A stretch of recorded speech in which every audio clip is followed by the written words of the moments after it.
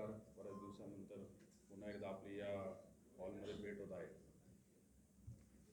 आजची जी press brief आहे त्या प्रेस ब्रीफमध्ये गेले काही महिने दिवस पुणे क्राईम ब्रांच आणि झोन 7चे अधिकारी अंमलदार असा पुणे पोलीसचा स्टाफ अँटी नार्कोटिक्स ऑपरेशन्ससाठी काही गुन्ह्यांचा पाठपुरावा करत होता.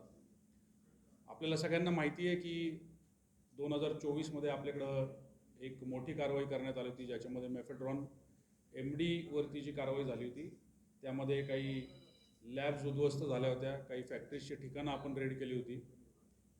सद्यस्थितीमध्ये शहरामध्ये तरीही छोट्या छोट्या प्रमाणामध्ये अशा पद्धतीची तस्करी चालू असल्याचं आमच्या निदर्शनास आलं.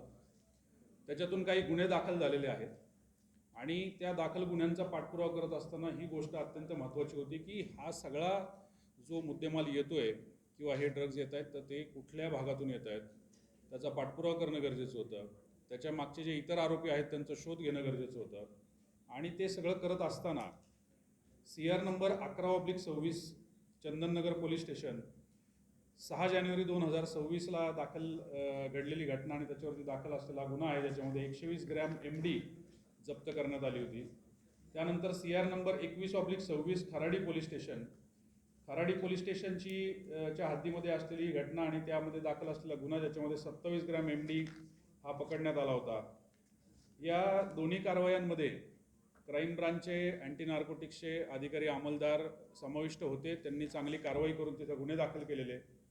त्या गुन्ह्यांचा पाठपुरावा करत असताना झोन 7 सोबत काम करत असताना झोन 7च्या टीमने अधिकारी अंमलदारांनी अत्यंत चाणाक्ष पद्धतीने आणि इन्व्हेस्टिगेशन स्किल्सचा पुरेपूर वापर करून या सगळ्या गुन्ह्यांच्या मागे, या तस्करीच्या मागे जी रॅकेट चालते त्या रॅकेटला उघडकीस आणण्याचा हा प्रयत्न यशस्वीपणे पार पाडून दाखवलेला आहे. मला असं वाटतं की याच्या पुढची जी माहिती आहे आपल्याला ती आपल्याला झोन 7चे DCP साहेब श्री सोमय मुंडे हे देतील.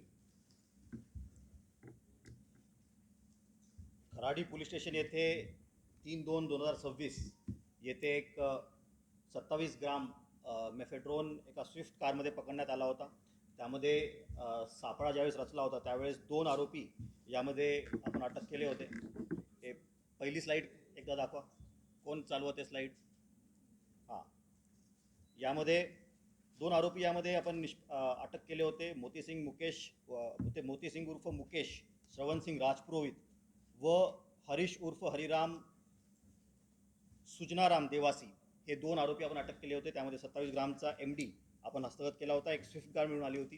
त्यामध्ये आपण तांत्रिक तपास केला, आरोपीचे इंट्रोगेशन केले. त्यातून एक लिंक निष्पन्न झाली. त्या लिंकच्या अनुषंगाने एक आरोपी निष्पन्न झाला, ज्याचे नाव हे योगेश उर्फ मनीष बिश्नोई राणा राजस्थान असे होते. त्या आरोपीला सापळा रचून आपण बालाजी ट्रेडर्स गिफ्ट शॉप येथे आपण त्यांना त्याच्यावर सापळा रचला आणि त्याकडून 151 ग्राम मेफेड्रोन 30,20,000चा असा मुद्देमाल आपण हस्तगत केला. त्यामध्ये त्याला अटक करण्यात आली. ज्यावेळेस त्याचा तांत्रिक तपास केला, त्याचं इंट्रोगेशन केलं, त्यावेळेस असं आढळून आलं की त्यासोबतचा अजून एक साथीदार हा राजस्थानहून आला होता डिलिव्हरी, अशाच प्रकारची डिलिव्हरी देण्यासाठी. त्यालाही सापळा रचून आपण अटक करण्यात आपल्याला यश आलं. त्याचे नाव सचिन उर्फ SK रमेश कुमार बिश्नोई राहणारा राजस्थान, याला मुंडवा परिसरातून आपण 4,65,000 रोख रकमेसोबत ताब्यात घेतलं होतं. त्याची चौकशी केली. त्या चौकशीमध्ये निष्पन्न झालं की हे जे 4,65,000 रुपये त्याकडून हस्तगत झालेले आहेत ते बेसिकली ड्रग्सच्या डिलिव्हरीतून निष्पन्न झालेले आहेत. त्याचा सखोल तपास केला आणि ताबडतोब पुढची लिंक निष्पन्न केली. त्यामध्ये त्याने हे जे ड्रग्स डिलिव्हर केले होते त्या आरोपीला आपण ताब्यात घेतलं आणि अमित सुनील घुले राहणारा मांजरी याला अटक करण्यात आलं. त्याकडून सचिनने जे ड्रग्स डिलिव्हरी केले होते ते ड्रग्स झाडाझडतीमध्ये रिकवर केले. त्यामध्ये 398 ग्राम MD म्हणजे रफली 79,60,000 रुपयांचा हा जो मुद्देमाल आहे हा हस्तगत करण्यात आला. यावरून त्याचबरोबर झोन 7मध्ये काही रेड्स ज्या आपण केल्या होत्या त्यामध्ये काही लिंकेजेस आपल्या राजस्थानचे निघत होते आणि अनेक दिवसांपासून एक साखळी चांगल्या प्रकारे उडगणीच आणावी याची एक मनशा होती. त्या अनुषंगाने या सर्व गुन्ह्यांचा पुन्हा तपास करण्यात आला आणि त्यातून काही लीड्स आपल्याला राजस्थानचे भेटण्यात आले. ह्या लीड्सवर काम करण्यासाठी, पुढील रिकव्हरी करण्यासाठी आणि पाहिजे आरोपी हे अटक करण्यासाठी एक टीम ANC आणि झोन 7 याची तयार करण्यात आली, ज्यामध्ये ANCचे PI पंडित रेजितवाड हे होते, त्याचबरोबर ANCचे API नाईक हे होते, त्याचबरोबर 3 PSI आणि इतर 16 अंमलदारांची टीम गठीत करण्यात आली आणि त्यांना ताबडतोब राजस्थान येथे रवाना करण्यात आलं. ही टीम बेसिकली 9 तारखेच्या आसपास ही गेलेली आहे आणि त्यांनी तिथे वेगवेगळे पथक बनवले आणि त्या अनुषंगाने पुढील तपास करण्यात आला. त्यामधील काही पाहिजे आरोपी जे इथल्या लिंकसोबत निष्पन्न झाले होते असे मांगीलाल बिश्नोई आणि सचिन बिश्नोई, योगेश बिश्नोई यांच्या राहत्या घरी झडत्या घेण्यात आल्या. त्याचबरोबर सर्वात महत्त्वाचे म्हणजे त्यामधील जो मुख्य आरोपी होता रतनलाल चौधरी उर्फ जाट, याच पोलीस पथकाने बलोत्रा जिल्हा राजस्थान येथून अटक करण्यात आली. त्याला ताब्यात घेतल्यानंतर त्याच्या विचारपूसवरून, त्याच्या तांत्रिक काही इन्व्हेस्टिगेशनवरून त्याकडून रफली 1 किलो 384 ग्राम MD तिथं आपल्याला हस्तगत करण्यात आला. रफली 2,76,80,000 हा मुद्देमाल तिथून आपण हस्तगत केला, त्याला अटक करण्यात आली. त्याचबरोबर या सर्वांची लिंकेज आपल्या काही गुन्ह्यांमध्ये, शहरामध्ये जे काही गुन्हे घडलेले आहेत, या सर्वांची लिंकेज मध्ये रामकरण चौधरी उर्फ जाट राहणारा जोधपूर हा एक मुख्य आरोपी आपल्याला दिसून येत होता आणि तो इनिशियली राहणारा पुण्याचा होता, पण गुन्हे दाखल झाल्यानंतर फरार होता. त्यालाही जोधपूर येथून आपण अटक करून त्याला ताब्यात घेतलेलं आहे आणि पुढील तपास याच्यामध्ये झालेला आहे, करण्यात येत आहे. पुढील लिंकेजेसपर्यंत, पुढील फॅक्टरीजपर्यंत आपल्याला पोहोचण्याची एक तपास सध्या आपला चालू आहे. यामध्ये टोटल मुद्देमाल ज्यावेळेस आपण बघतो तर 1 किलो 960 ग्राम मेफेड्रॉन या पूर्ण इन्व्हेस्टिगेशनमध्ये आणि ऑपरेशन्समध्ये आपण हस्तगत केलेलं आहे, ज्याची किंमत 3,92,92,00,000ची आपल्याला दिसून येते. काही गुन्ह्यात वापरलेल्या गाड्याही आपण जप्त केलेल्या आहेत. एकूण मुद्देमाल टोटल 4,27,09,000 असा मुद्देमाल आपण टोटल हस्तगत केलेला आहे. यामध्ये पुढील तपास चालू आहे. काही फरार आरोपी आहेत त्याच्यावरही पुढील तपास चालत राहील. यामध्ये पंडित रेजितवाड, त्याची पूर्ण टीम, त्याचबरोबर खराडी पोलीस स्टेशनची टीम, झोन 7चे इतर DB स्टाफ यांनी ऑलमोस्ट 7 दिवस एकदम कठीण परिस्थितीमध्ये राजस्थान येथे त्यांनी तपास केला. तिथे अनेक जागी झडत्या घ्याव्या लागल्या, लोकल पोलीसची मदत घेतली आणि चांगली रिकव्हरी तिथे केलेली आहे. चांगले लिंकेजेस तिथे डेव्हलप केलेले आहेत. यामध्ये क्राईम सरांनी निखिल पिंगळे सर, त्याचबरोबर additional CP crime sir, additional CP Manoj Patil sir, joint CP Ranjan Kumar Sharma sir आणि सर्वात महत्त्वाचे म्हणजे CP सरांनी विश्वास दाखवला आणि त्याप्रमाणे मार्गदर्शन केले. त्यामुळे ही साखळी आपल्याला उघडकीस आलेली आहे आणि यामध्ये सखोल तपास अजून पण चालू आहे आणि नक्कीच पुढेही याच्यामध्ये आपल्याला यश भेटणार आहे. आपल्याला राजस्थानचे लिंकेजेस काही गुन्ह्यांमध्ये आपल्याला सापडले होते आणि त्याच्यामध्ये ठोस आपल्याला काही भेटत नव्हतं जेणेकरून आपल्याला टीम पाठवता येईल राजस्थानला लगेच. पण या गुन्ह्यामध्ये ताबडतोब तपास भेटत गेले, काही लिंकेजेस भेटत गेले. त्यामुळं एक अशी परिस्थिती निर्माण झाली की लगेच आपल्याला करता येईल, राजस्थानमध्ये इन्व्हेस्टिगेशन करता येईल. तर रफली 3 तारखेपासून या गोष्टी, 3 फेब्रुवारीपासून या गोष्टी आपल्या तपासाच्या सुरू झाल्या होत्या.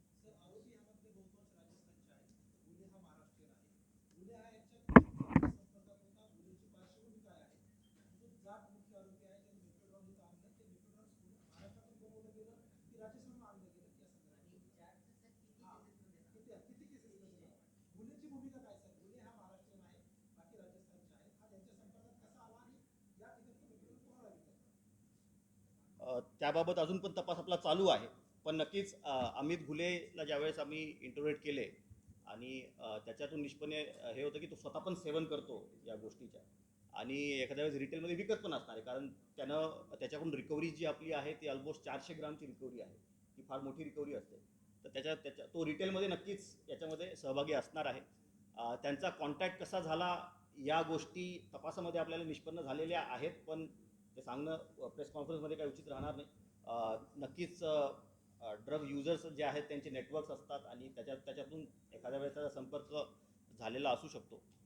जो जाट आहे, जो बाहेरून आपण अटक केलेला आहे, तो जो रामकरण जाट आहे, त्याला 2 गुन्ह्यामध्ये आपण निष्पन्न केलेलं होतं याच्या अगोदर आणि तो त्यावेळेसपासून फरार होता. त्याची गाडी आपल्याला या गुन्ह्यामध्ये आपल्याला सापडली होती. त्यातून त्याचा रोल याच्यामध्ये निष्पन्न झाला होता आणि त्यामुळे त्याला अटक करण्यात आली होती आणि पुढेही त्याच्यामध्ये तपास करण्यात येईल.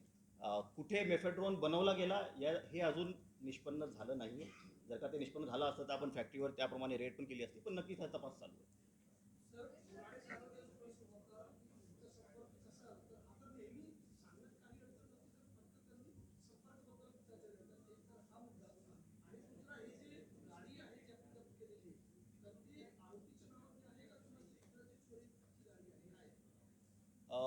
जी स्विफ्ट गाडी आहे, जी पहिल्या रेडमध्ये जी हस्तगत करण्यात आली होती, ज्यामध्ये 27 ग्राम MD आपल्याला सापडला होता, ती आरोपीच्या नावावर नाही आहे, पण हे निष्पन्न झालेलं आहे की त्या गाडीचा आणि त्या आरोपीचा डायरेक्ट लिंकेज आहे.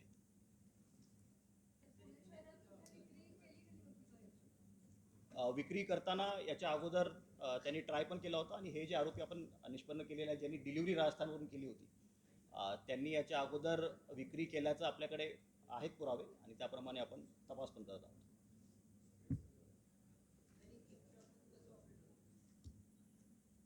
गिफ्ट शॉपमध्ये त्याला डिलिव्हरी दिली जात होती. तो बेसिकली जे गिफ्ट शॉप आहे, तो पहिला जो आरोपी आहे मुकेश राजपुरोहित, त्याचं ते गिफ्ट शॉप आहे. ते गिफ्ट शॉप ऑपरेट करतो, तिथं त्याला डिलिव्हरी देणार होता असं रेड झाल्या लगेच निष्पन्न झालं. त्याप्रमाणे आपण पुढील तपास केला आणि तिथे आपण सापळा रचून त्याला पकडण्यात आलं. सांगता येणार नाही. Will investigate and after that only we can clearly say की किती दिवसापासून हे चालू आहे. याच्यामध्ये एक गोष्ट लक्षात घ्या की 2 चेन आहेत. म्हणजे विक्री करणारा सापडला आणि मग आपण बॅकट्रॅक करत चेनचा उलगडा करत गेलो तर 2 चेन आहेत. जो साहेबांनी आत्ता सांगितलं की मुकेश आणि दुसरा जो आहे तो रामकरण.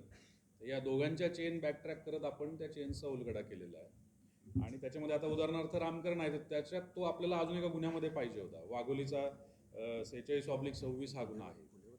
म्हणजे अशा पद्धतीने आपण इतरही गुन्ह्यांमध्ये एक्सपेक्ट करत आहोत की याच्यातल्या लिंक्स आपल्याला इतर गुन्ह्यांमध्ये मिळणार आहेत आणि त्या सगळ्याचं ॲनालिसिस चालू आहे. कारण ते कुठल्या क्षणी कुठं होते, काय करत होते, ते कुठल्या पद्धतीचे काही ॲडव्हान्स्ड सॉफ्टवेअर्स वापरत होते का, सॉफ्टवेअर म्हणजे ॲप्स वापरत होते का, एकमेकांशी संवाद कसा साधत होते. तर या सगळ्या गोष्टी ज्या आहेत त्याचा तपास चालू आहे.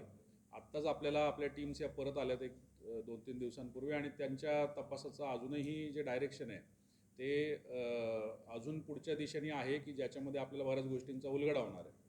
त्या अंती आपल्याला या गोष्टींची अधिक माहिती देता येईल.